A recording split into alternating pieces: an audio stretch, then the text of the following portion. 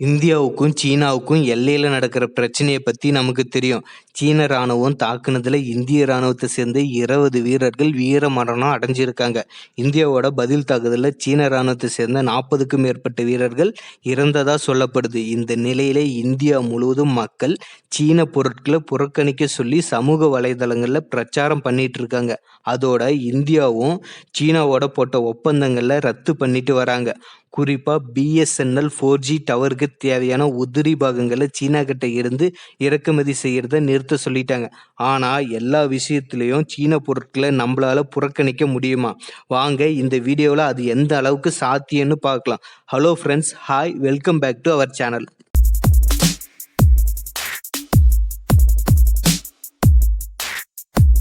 இந்திய மக்களோட வாழ்க்கையில சீன பொருட்களோட பயன்பாடு கிட்டத்தட்ட 60-70% இருக்குன்னா அதை உங்களால நம்ப முடியுமா?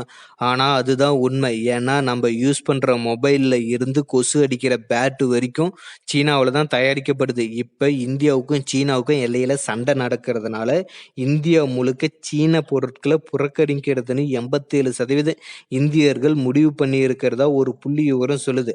ஆனா அது எந்த அளவுக்கு சாத்தியன்றதுதான் நமக்கு முன்னால இருக்கிற பெரிய கேள்வி. ஏன்னா இதுக்கு முன்னாலேயும் இதே மாதிரி பல தடவை இந்தியர்கள் சீனாவுக்கு எதிரான மனநிலைமையில இருந்தாங்க. அப்பவும் இதே மாதிரி தான் சீன பொருட்களை புறக்கணிக்கிறதுன்னு சொன்னாங்க. ஆனா அதை நம்மளால பண்ண முடிஞ்சிச்சா? இல்ல. ஏன்னா நம்ம ஊர் சந்தைகள் முழுவதும் சீன பொருட்களோட கட்டுப்பாட்டுல தான் இருக்கு. அதை இவ்வளவு சீக்கிரமா புறக்கணிக்கணும்னா நமக்கு அவ்வளவு சுலபமா இருக்காது. அதோட சீனா தங்களுக்கு தேவையான பொருட்களை அவங்களே அவங்க நாட்டிலேயே உற்பத்தி பண்ணிக்கிறாங்க. அதனால அவங்க மற்ற நாட்டோட உதிரி பாகங்களை நம்பி இல்லை. ஆனா இந்தியாவோட நிலைமை இப்ப அப்படி இல்லை. கடந்த ஒரு சில வருடங்களுக்கு முன்னாலதான் மேட் இன் இந்தியா திட்டத்தை கையில எடுத்து இருக்காங்க. அது எந்த அளவுக்கு இந்தியாவுக்கு கை கொடுக்குன்னு போக போக தான் தெரியும்.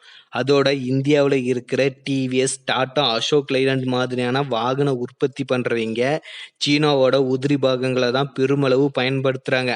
அதை உடனே நிறுத்த சொன்னா பல லட்சம் பேருக்கு வேலை போறதுக்கு வாய்ப்பு இருக்கு.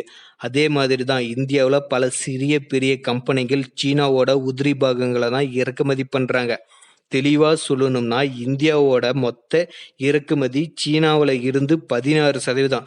அதே இந்தியாவோட ஏற்றுமதி சீனாவுக்கு வெறும் 3.2% அளவுக்கு தான் இருக்கு. சீன பொருட்களை புறக்கணிக்கணும்னா அதே பொருட்கள் இந்தியாவில் உற்பத்தி பண்ணா மட்டும்தான் முடியும். எந்த அளவுக்கு இறக்குமதியை குறைச்சி ஏற்றுமதி அதிகம் பண்றோமோ அப்பதான் இந்தியாவால சீன பொருட்களை புறக்கணிக்க முடியும். இந்த வீடியோ உங்களுக்கு பிடிச்சிருந்தா லைக் பண்ணுங்க, கமெண்ட் பண்ணுங்க, ஷேர் பண்ணுங்க. மறக்காம நம்ம சேனலுக்கு சப்ஸ்கிரைப் பண்ணுங்க. தேங்க்ஸ் ஃபார் வாட்சிங். Have a good day.